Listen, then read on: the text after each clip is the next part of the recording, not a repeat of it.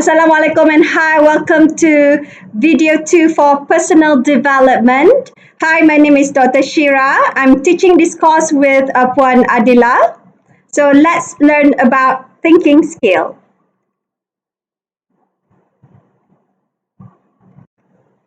So this is our topic, a subtopic for this video. Number one, you are going to learn about definition of thinking skill. Number two, critical thinking. Then creative thinking. Number four, analytical thinking. Number five, decision making. And the last one is on problem solving. So what is thinking skill? So thinking skill is a mental activities used to process information, make connections on these facts and that facts. Then we make decision and create new ideas. So here, sometimes when we have certain facts, but we do not alert about the consequences of the fact, in other words, we do not do any thinking skill at that particular moment. All right?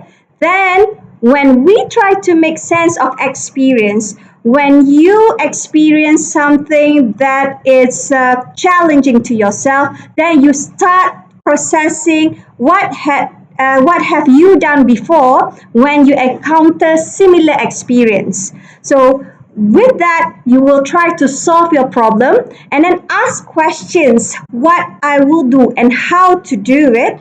Make plans and organize information in order to solve your situation or to make things better. A good thinker are able to make connections between various factors and able to link them together, then develop new and unique solution. When I will ask you to do a workshop on one specific topic of personal development later, all of you will face challenges, and you will ask yourself how to actually make things better and how to make your workshop interesting. It is all about learning facts, recalling, analyzing, synthesizing. Synthesizing means you have this fact and that fact, or you have two solutions and you try to synthesize so that it is good for you. It might be good for other people in a little bit different perspective, but when it comes to you, you synthesize it together. Problem solving and evaluation. The next one I would love to share with you on critical thinking.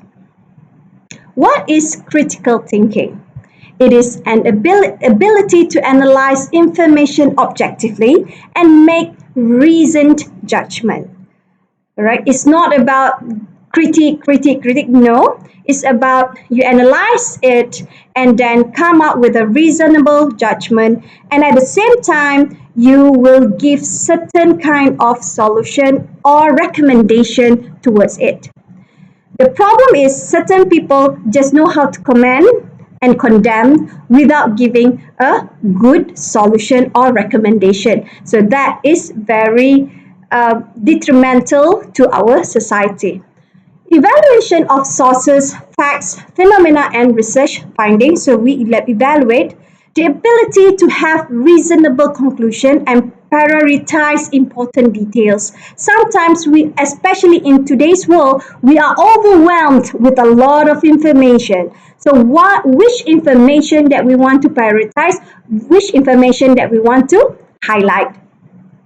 Critical thinkers rigorously question ideas and assumes rather than accepting them at a face value.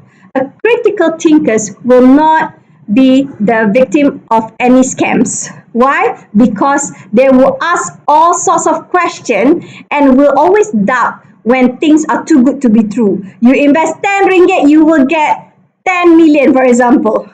All right. So a critical thinker will never ever believe in this kind of scam, whatever that is going on today. So be a critical thinker, you will be safe. So critical thinkers can do this thing. Number one, understand the link between ideas. So sometimes, especially when we talk about with scammers, they have these so bombastic ideas here and there, and yet you can't actually link them together, or it is ridiculous to link it together. Number two, determine the importance, sorry, typo a bit, the importance and relevance of arguments and ideas. Why you need to argue, why you need to put forward certain ideas. Number three, identify inconsistency and errors in reasoning. If scammers, there are a lot of inconsistency. So when you did, for another thing, when you are trying to plan with your friend on this workshop, so you need to see the consistency of the connection between plan A, plan B, and then the scheduling and so forth. Approach problem in consistent and systematic way, not in based on emotion, not just based on hunch, not just based on ego. This is the problem. Certain people, they put ego first and they are unable to solve their problem in consistent and systematic way. So put aside your ego, make sure you be a good critical thinker. Then we are going to learn about creative thinking. What is creative thinking? All right, it is looking at situation from a fresh view and suggest unorthodox solution through unstructured process, particularly brainstorming, or even structured process such as lateral thinking. Sometimes new phenomena, new situation needs a fresh idea and a fresh solution, good and newest solution. So if you want to stay conservative forever, refuse to take people's new creative idea, then whatever that we are going to do will just be very narrow and unattractive. How to enhance creative thinking? This is what happened to some companies, for example, like Kodak. Last time we used a film as a camera, and there's a company came to them and talk about digitalization of the camera, but they refused to listen, and from a big company, they turn out to be very small today, yeah, including few other company. How to enhance creative thinking? Get to know wider and diverse group of people. Yes, we are in Malaysia, but it doesn't mean that Malaysians are the only group of people that is great. You need to see the world, or you need to also not just with Malay, you need to be with diverse group. Embracing new opportunity and try new things. Never ever say, oh no lah, it's so new to me, I never tried that before. That's why you need to try. Number three, challenging stereotype and think beyond the obvious. Right? Do not believe in stereotype that, oh, this is how I am, this is what I'm supposed to do. Okay, when you have that thought, you might not be able to be creative. Engage with art, theater, and music. Appreciate music, appreciate arts, because it able to make you think creatively. For me, travel more and see the world, because there are so many things that you can learn outside than Malaysia. Then we're going to learn about analytical thinking. So some of you might be confused. Critical thinking and analytical thinking is the same. You are not wrong. It's actually critical thinking. The main specific within it is analytical thinking, because it's going to focus even more deeper and breaking down information to smaller parts. This is what we call analysts. Okay, like me, sometimes TV call me as a political analyst. So why? Because I break it to a very, very small information and try to analyze it. Analytical thinking activities are, number one, communication. When you transfer information clearly and thoroughly in a key skill, so you can actually put indicators. What are these? Okay, for example, good. What is a good person? Oh, that person will tell the truth. That person will uphold friendship. That person will not betray you. So that's indicator of it. And number two, critical thinking. Require to ask deeper question to understand what's the root of the issue. Data and information analysis. Know what to review and analyze the data or information. So there are so many data, but we know where to look. Research. Know what information is valuable and how to process it. Okay, when all of you are going to do your assignment, some of you know how to actually look at the right information, but some of you go to a very wrong information. So in other words, you need to enhance your analytical thinking in order to find a right sources and information for all of you to accomplish your assignments.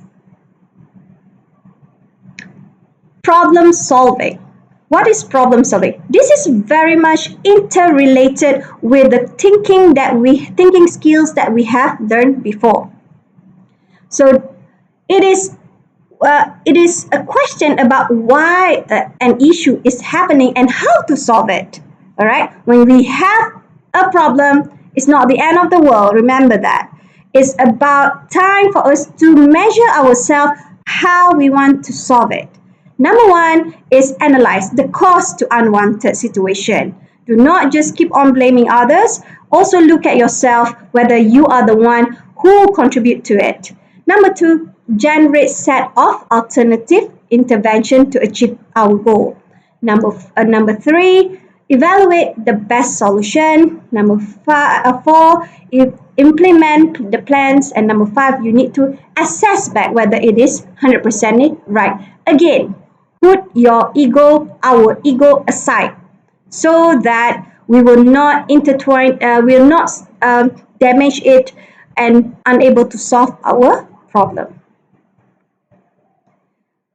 Okay, the last one is decision making. This is very interrelated with all the thinking and also problem solving exercise.